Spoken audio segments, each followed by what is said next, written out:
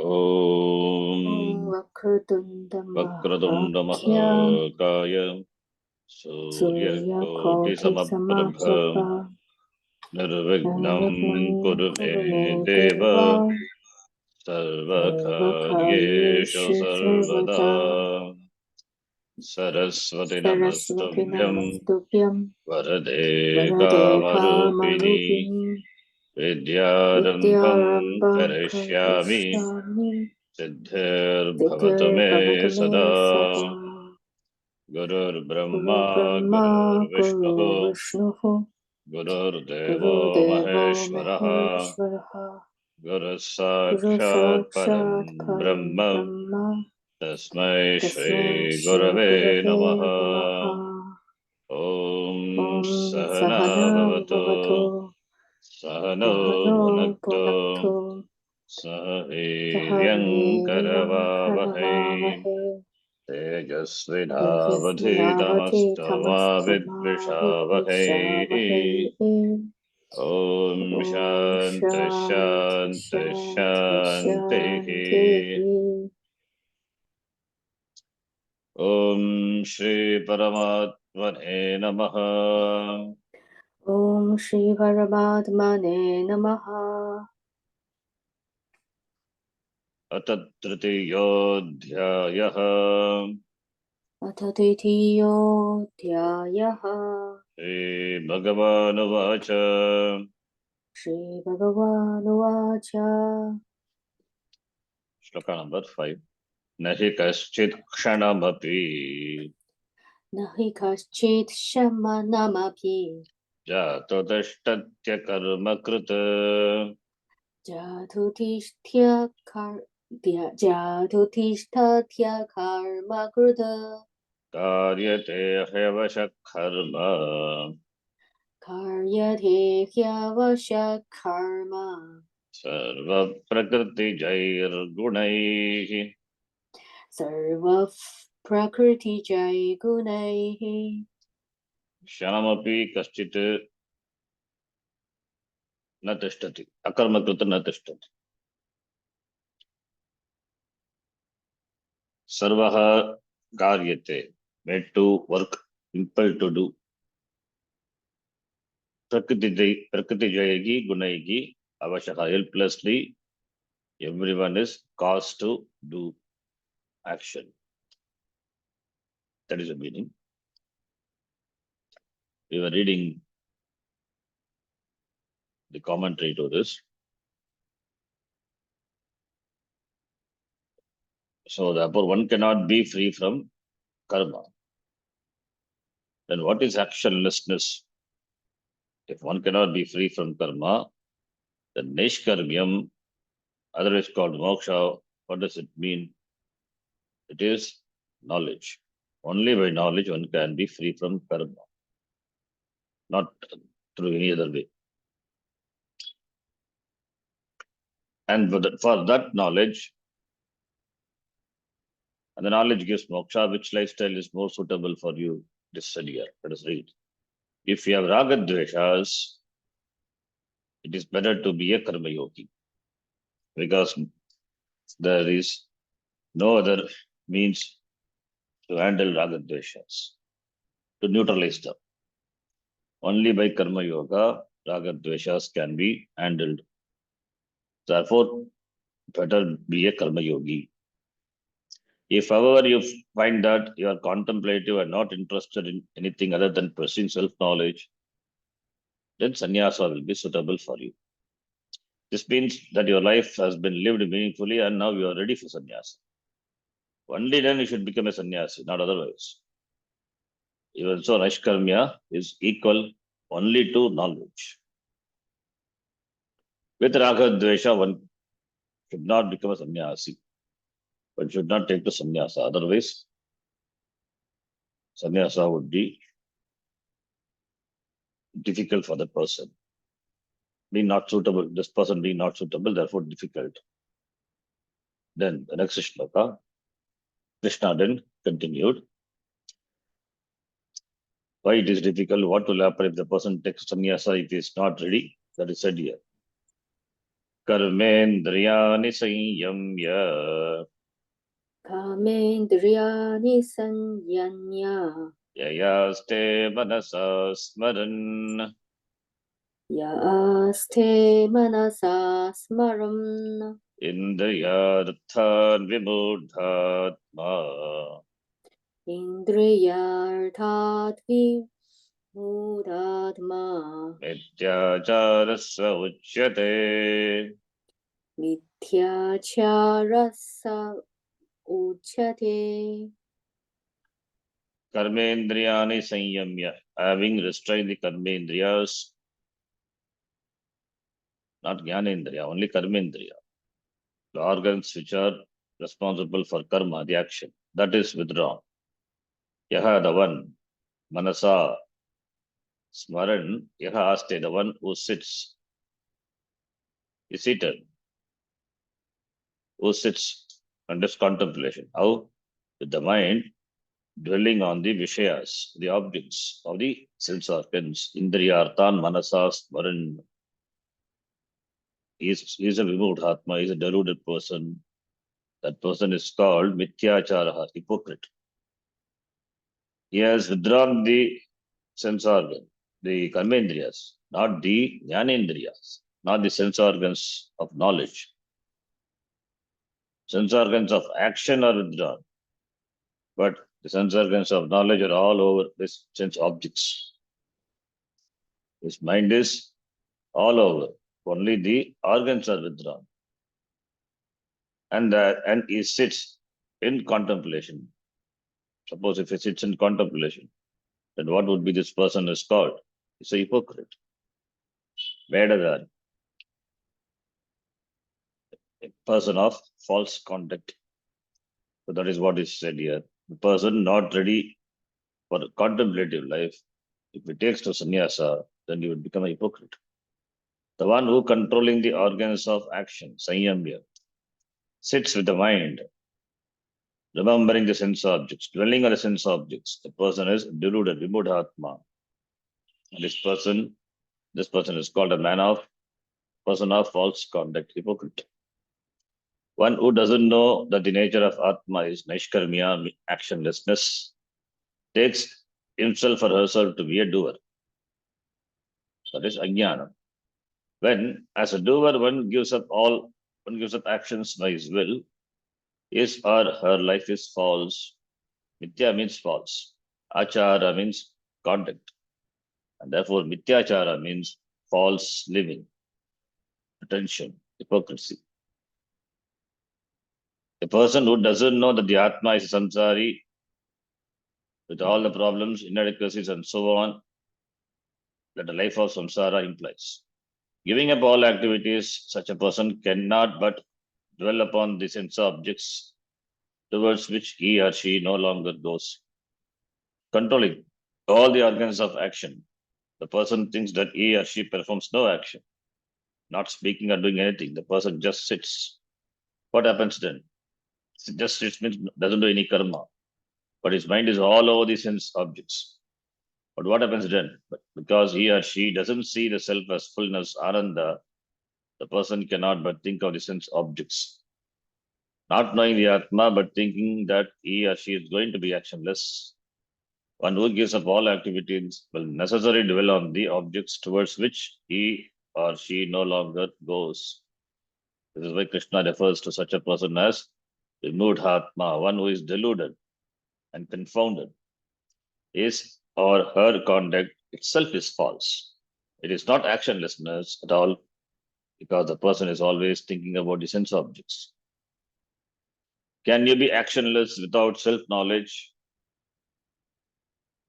Suppose this person doesn't think about these objects. He or she cannot but think about them, because a person has no other object to think about unless he or she knows the Atma. If the Atma is known, then there is no problem. The person is already actionlessness. This is why knowledge of the Atma is called moksha. Without this knowledge, a person who thinks that he or she is going to gain Naishkarmyam by not doing action is living falsely.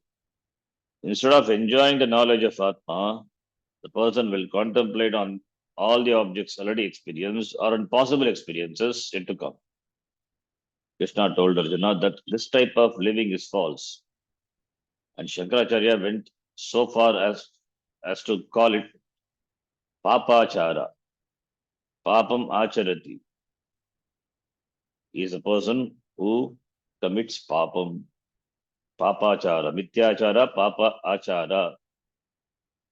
A person of wrong action. In fact, committing papam. Iti. So Mityacharam is hypocrisy. Hypocrite. Mityacharaha is hypocrite. So the person will be a hypocrite. Not ready, but taken to sannyasa. It means actionlessness. That real actionlessness is not possible. This is a false actionlessness. Therefore, it is not really actionlessness. Therefore, it is papachara, mityachara.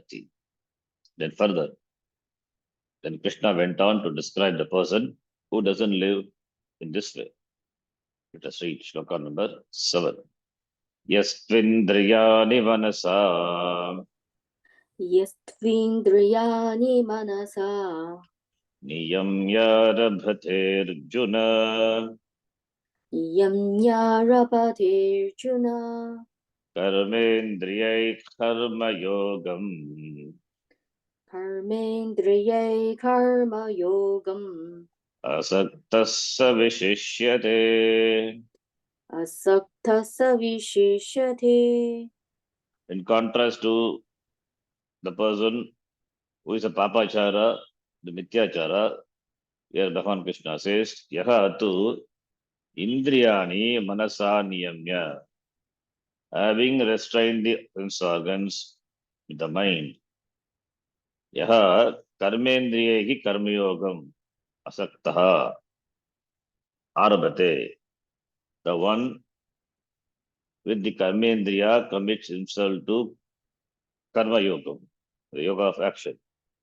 That person is Shishyate, the person excels, is far superior. So compared to the person who doesn't do karma but with his mind all over the sense objects, this person who has taken to karma yoga with the mind, having the mind restrained the sense organs, this person is, and taken to karma yoga, this person is better because at least this person, he will gain antakarna shuddhi and slowly he will progress to aishkarmya. Whereas the other person, he will never gain nishkarmyam, actionlessness, because he is mityachara, papachara. Whereas, oh Arjuna, the one who controlling the sense organs with the mind,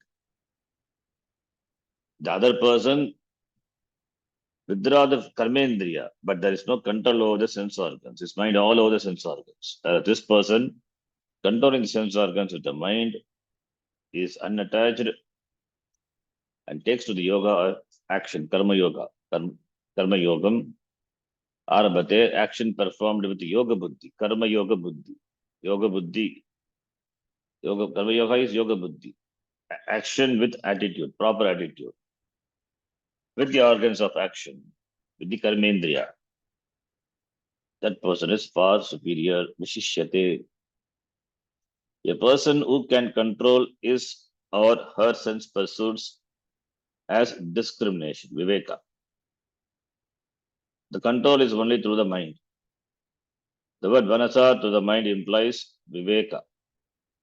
Manas being another word for buddhi, intellect. Therefore, to control one's organs of action and sense pursuits, in other words, having a mastery over them, is to direct them at will. That's what we say, shama, dhamma, iti. Shama is mastery over mind, dhamma is mastery over the sense organs. So this person manages the mind. It means he has viveka. It's a viveki. Such a person not attached to karma pala, because he's a viveki, he knows what he wants, what is the purpose of the karma, he knows. Because a viveki, therefore, very clear about the purushartha. Therefore, not attached to karma pala, the results of action begins arabhate, takes life of karma yoga. Meaning that the person performs karma as a yoga as a sadhana, as a means. Here yoga means sadhana, karma yoga. Karma becomes a yoga for him. In fact, karma is, as a sadhana, is a yoga for this person who has the proper attitude. Any karma becomes yoga when attitude is there. You cannot do karma yoga. Karma yoga is an attitude. You can only have it because karma yoga is strictly an attitude with reference to action and its result. The person described by Krishna in this shloka is one who begins doing karma with the organs of action like speaking, walking, and whatever is to be done with the proper attitude. What is the attitude? That is looking upon the karma as to be done karma and doing it, not worried about the results. That in doing very well, the results depends on so many factors. It depends. It is depends on so many factors. The result is given by the Ishvara, Karma Pradata Ishvara. So the karma what he is doing, he looks upon it as it is a worship of the Lord. And the results what comes, it is the blessing of the Lord, prasada. So the attitude towards the karma itself, whatever may be the karma, simple karma is changed for this person. Whereas for a karmi, he is attached to karma while doing is concerned and after doing also is concerned because of raga dvesha. Since here the karma yogi, who does karma, the same karma he does, but there's a difference in his attitude. Then that's why the karma becomes a yoga, sadhana, sadhana for moksha through gaining antakarna shuddhi, neutralizing raga dvesha, gaining antakarna shuddhi. So therefore, karma becomes a yoga, a sadhana. That is the meaning of the word attitude, yoga. Sadhana, yes, yoga meaning sadhana. Sadhana meaning sadhana to gain the attitude. Sadhana to gain the attitude. So therefore, actions to be done. Now, what are the type of action? Actions to be done may be called Vaidika karma, scripturally enjoined rituals like Nitya Naimittikadi karma, or Lokika karmas consisting of all other activities. When a person does Vaidika karma or Lokika karma, whatever may be the karma, with the karma yoga attitude, he or she doesn't do it to fulfill his or her ragadveshas, then what? But to neutralize them, neutralize the ragadvesha. In other words, to purify the mind for gaining the knowledge that is moksha. So the karma which is undertaken to purify the mind. Why purification of mind? Purification of mind means neutralization of ragadvesha. Why it is required? Because for jnanam, the mind has to be relatively free from ragadveshas. With ragadveshas, one cannot focus on this study. One cannot gain jnanam. For jnanam to happen, ragadveshas have to be sufficiently handled, neutralized. Neutralization, that's called shuddhi. Neutralization is what is called cleansing, cleansing the mind. Otherwise, what is purification of mind? Mind is not something which you can wash it and clean it. The cleansing the mind, purification of the mind is making the mind free from the raga dveshas. Raga and dveshas will be there only when you have attachment for the karma, either attachment or either like or hatred for the karma and the karma pala. Of course, for karma pala only everybody does karma for gaining certain karma pala. When the karma pala, when the result is not gained, then the person, then the person is worried, concerned. Or when the anishta karma pala comes in, then also the person is worried. It means the person has raga dvesha. With that raga dvesha, one cannot gain jnana. As the end, so as to be the means also relatively. The end is jnanam, moksha, by which one becomes free, absolutely free. For gaining that, one has to be relatively free. For enjoying the relative freedom, in order to gain the ultimate freedom, this raga dveshas has to be neutralized. One has to be relatively peaceful, relatively feel secure, relatively happy. Then only the absolute happiness, that is in terms of knowledge, is possible. So that is what the Karma Yoga gives. So therefore Karma Yoga, it becomes a sadhana, the yoga, when the karma is done with the proper attitude. That is why that is defined as yoga karmasu kaushalam, samatvam yoga uchyate. Samatvam means the mind is same with regard to the results of action. The mind is same. That is, when Ishtapala comes, he accepts gracefully. The karma yogi accepts gracefully. When Anishtapala comes also, he accepts as Ishvara Prasada. When Ishtapala comes, he doesn't jump and hit the ceiling. When Anishtapalam comes, he doesn't, he is not, he doesn't feel dejected. He doesn't get disappointed. But whatever the results, because he know the results depends on so many factors. A particular result comes for a particular action. He knows very well. The result comes as a result of so many factors over which he have no control. Therefore, Bhagavan is the karma paladata, and therefore karma palam he accepts gracefully. That is the attitude. That's the yoga attitude. So whatever may be the karma, whether it is Vedic karma or Logika karma, that when it is done with the proper attitude, that becomes a yoga, karma yoga. Therefore, one cannot do karma yoga because yoga being an attitude. You can do only karma. But attitude is that the karma becomes a karma yoga. So any karma can become a yoga with the proper attitude. Attitude for antakarna shuddhi. Antakarna shuddhi for moksha. Generally, people do Vedic karma, rituals, prayers, and so on in order to gain securities and pleasures. Artha kama. Artharthi, kamarthi. This is nothing but fulfilling the raga dveshas. Artha purushartha, kama purushartha. People go after artha purushartha, kama purushartha because they have raga and dvesha, therefore to fulfill them. First you pray and then you present the Lord with your petition. There's nothing wrong with this, but you should know this is only for fulfilling raga dveshas. Shastra doesn't dismiss or doesn't criticize this raga, this artha purushartha or kama purushartha. The only thing is it is limited. It is only for fulfilling raga dveshas. So raga dveshas will not get neutralized. It will be strengthened.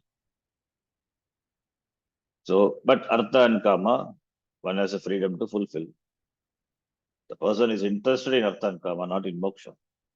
So there is a sanction on the part of the Veda. If you are arthati, you can work for artha. If you are kamati, you can work for kama. You can ask the Lord what you want. There is nothing wrong with this. Praying to the Lord for the cure of a disease or the solution to a problem is definitely appropriate.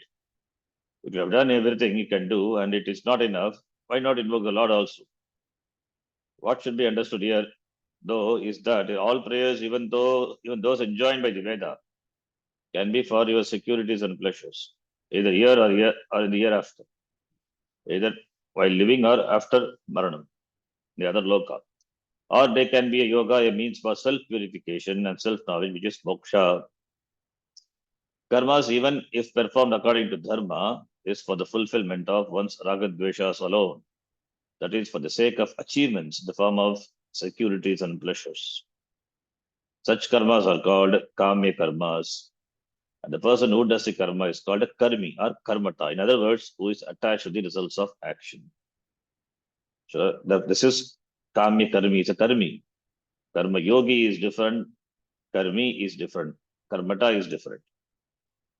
Karma yogi does karma with the appropriate attitude. Karmi also does karma, but here he entertains ragadvesha, he has ragadvesha, and he is after artha and kama. So his pursuit is in the form of fulfilling or gaining securities and pleasures. Therefore, karmi.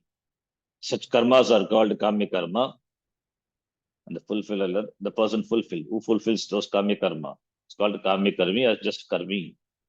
Therefore, this person is attached to the results of action. He does karma for the sake of the karma pala. Whereas the person who is unattached is one who, rather than doing kamya karma, is doing karma for the sake of preparing the mind for jnanam, because his goal is moksha. Therefore, the same karma what the karmi does, that becomes a means for jnanam, for this person, for karma yogi. For such a person, prayer or any other type of Vedic karma is for the very joy of praying and also for the purification of mind, antakarana shuddhi. Being for certain desired ends, that is antakarana shuddhi and moksha, these karmas also come under the category of kami karma. But since the purpose of performing them is antakarana shuddhi, they are not considered to be impelled by ragadveshas. This must be understood. It's an important line. Yet the person, he does karma for antakarana shuddhi. Is it not? Doesn't come under kami karma? Yes, but there's a difference. Here, the person is not propelled by ragadvesha. That's the difference. Therefore, this becomes a sadhana for moksha. But karma done for any other reason is bhoga sadhana. It means for enjoying security and pleasure, even if it is a prayer or ritual enjoined by the Veda. A man may perform an elaborate ritual for the sake of wealth, progeny, or for heaven, in which he spends a lot of money. But all these for enjoyment alone, even though the person doesn't know who is enjoying what. When you say you enjoy an object, you do seem to be enjoying it. In time, however, you find that the object has enjoyed you because you have never grown, because you have grown older. The objects of enjoyment have taken away your liver, kidneys, and everything. You find yourself the loser because you don't know who is the enjoyer and who is the enjoyed, like the alcohol. During the early years of your life, your body was growing. You become taller and stronger. You grew by eating. But as an adult, the emphasis shifted. Previously, you were eating and growing. You are growing now, but now, in spite of eating, you are declining. Therefore, who is eating now? You are not no longer eating the food. The food is eating you. The food itself has become the eater because, in spite of eating, you are declining. In this way, the eater can become the eaten. Therefore, we don't know which is the enjoyer and which is the enjoyed. Action as prayer. If, when performing Vaidika karmas, a person thinks of himself or herself as an enjoyer, he or she is referred to as palasakta. Pala asakta, who is attached to the results of action. Pala is karma pala. Asakta is attached. It is the same for Laukika karma as well, worldly actions. Whether Vaidika karma or Laukika karma is a pala asakta. In fact, for karma yogi, there is no such thing as a Laukika karma. The word is extremely a verbal expression for an action that is not a Vedic ritual, because for a yogi, all action is nothing but prayer. Prayer to Ishvara, the Lord, as our analysis reveals. The order that is here in the creation is nothing but Ishvara. Once you recognize this fact, any action you perform which is in keeping with Ishvara, that becomes a prayer. Therefore, there is nothing that is Laukika or Vedika. There is nothing really that is secular or spiritual. Everything is spiritual. The words being used only to distinguish non-ritualistic actions from ritualistic actions. So any karma, whether Laukika or Vedika, that becomes a sadhana, that becomes a means.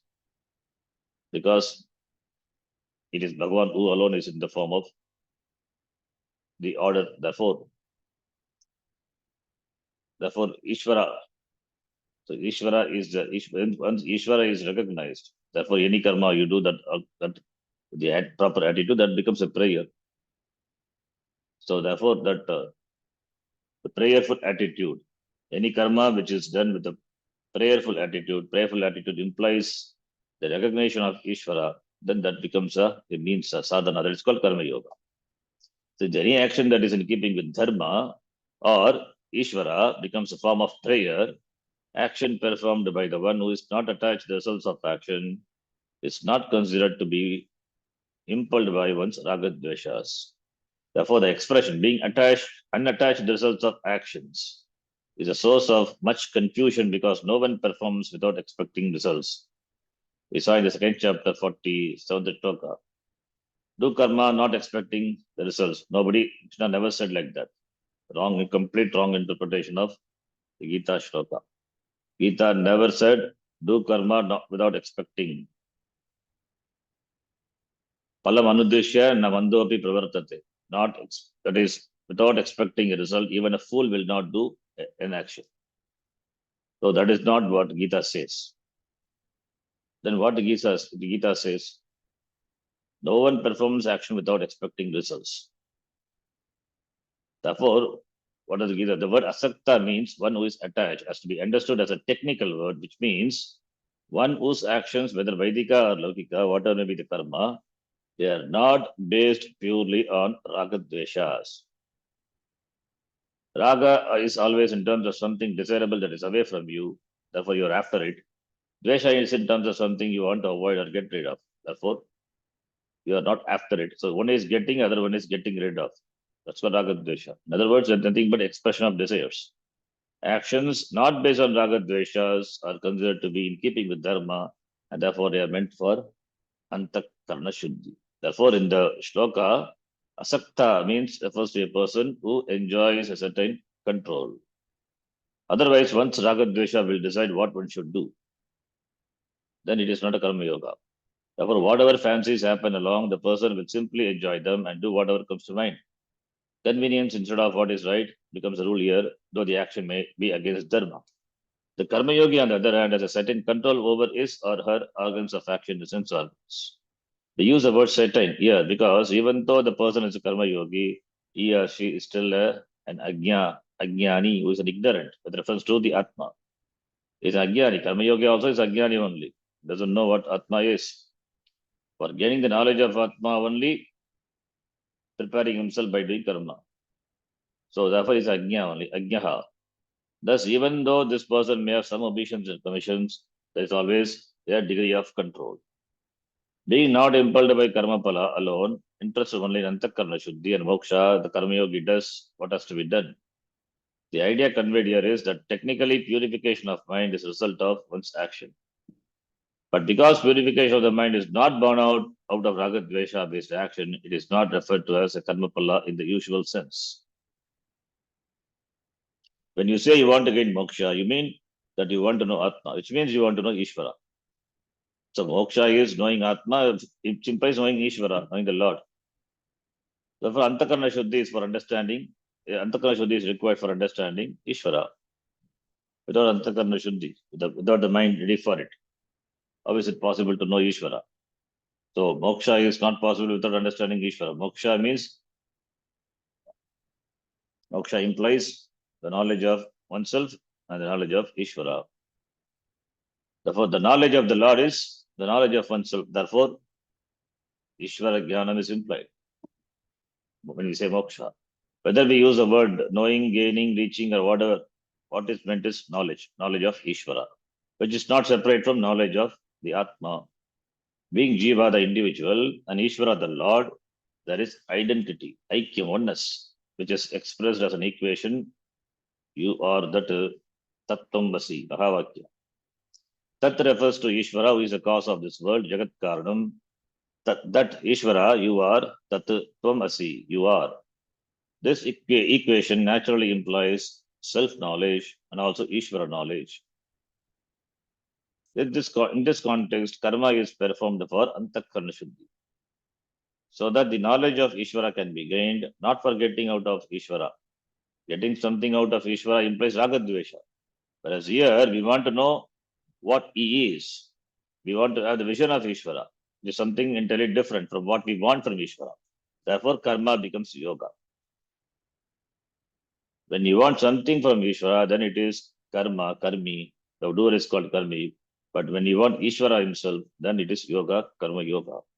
When you want Ishvara himself, means knowledge of Ishvara, knowledge of the Lord, which means study of Shastram.